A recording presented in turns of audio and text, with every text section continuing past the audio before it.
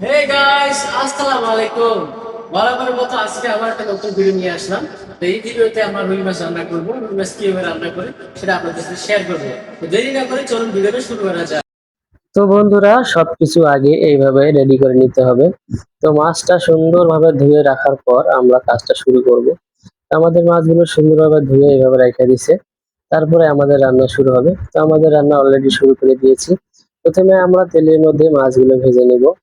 সম্পূর্ণ মাছগুলো সুন্দরভাবে ভাজার পর আমরা রান্না করব সবকিছু দিয়ে। তো মাছটা না ভাজলে মজা লাগবে না।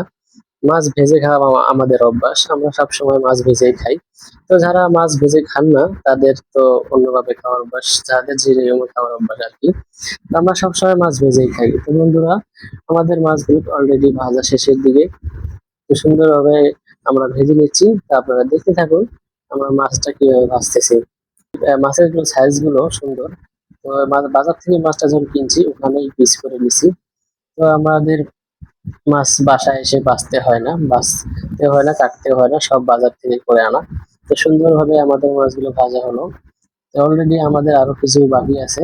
এই কটা ভাজা হলেই আমরা রান্না শুরু করে দেবো আবার। তা আপনারা দেখতে থাকুন কিভাবে আমরা মাছগুলো ভাজতেছি। আমরা এই মাছ রান্না করার জন্য বেগুন এবং আলু কেটে নিয়েছি। তো রান্না আমাদের শুরু হবে এখনই। তো আপনারা দেখতে থাকুন। প্রথমে পেঁয়াজ বাটা তেলের মধ্যে দেওয়া হলো, তারপরে দেওয়া হলো জিরা বাটা, তারপরে দেওয়া হলো মরিচ। এগুলো দিয়ে আপাতত তেলের মধ্যে মিশিয়ে নিতে হবে।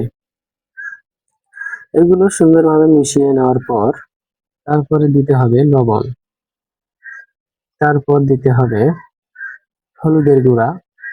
এগুলো মিষ্টি করে নিয়ে কিছুক্ষণ ভাপে রাখতে হবে।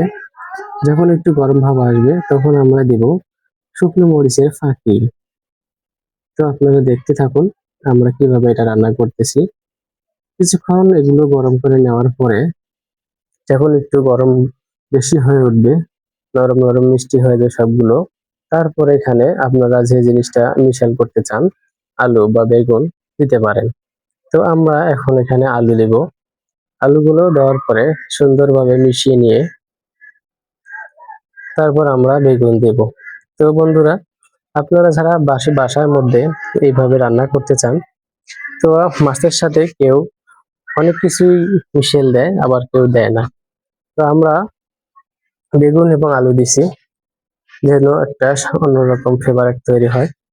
তো মাছের সাথে কিছু মিশাল না দিলে মাছটার খেতেও অনেক মজা লাগে না, আর শুধু ভুনা মাছ খেতে ভালো লাগে না। তো বন্ধুরা, আমাদের আলু এবং বেগুন দেওয়ার পরে কিছুক্ষণ ভাপে রাখার পর এখন বলক উঠছে। এই বলক আসার পরে আমরা এখন দিব মাছগুলো। মাছগুলো এর মধ্যে ছেড়ে দিতেছে। মাছগুলো ছেড়ে দেওয়ার পর আমরা প্রায় 10 থেকে 20 মিনিট এরকম ভাপে রাখবো। তো দেখুন মাছগুলো সুন্দরভাবে সাইজ মতো দেওয়া হলো। এইভাবে সাইজ মতো মাছগুলো দেওয়া হওয়ার পর আবার সুন্দরভাবে ঢাকিয়ে দিব আমরা। ঢেকে দিয়ে দেখুন ভিতরে কত সুন্দর বলক উঠছে। এইরকম বলক উঠতে থাকবে। এই মাছগুলো বেশি লাড়াচাড়া করা যাবে না।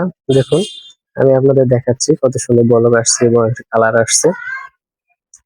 এগুলো যেহেতু ভাজা মাছ তাই বেশি লাড়াচাড়া করলে ভেঙে যাবে। তো ভেঙে যাওয়ার কারণে এইভাবে লাড়াচাড়া করা যাবে না। আপনারা দেখতে থাকুন বাকি অংশটা কিভাবে এটা রান্না হচ্ছে। তো আলতো ভাবে রান্না করা হলো। আমাদের ভাত আগে থেকে রান্না করা হয়েছে, শুধু তরকারি অপেক্ষায় ছিলাম। তো আমাদের তরকারিটা রেডি। সুন্দর একটা তরকারি রান্না করেছি আমরা, যেটাকে বলা হয় রেসিপি। তো বন্ধুরা, যে যেখানে আছেন ভালো থাকবেন, সুস্থ থাকবেন। আমাদের ভিডিওটি যদি ভালো লাগে থাকে তাহলে চ্যানেলটি সাবস্ক্রাইব করবেন, লাইক করবেন।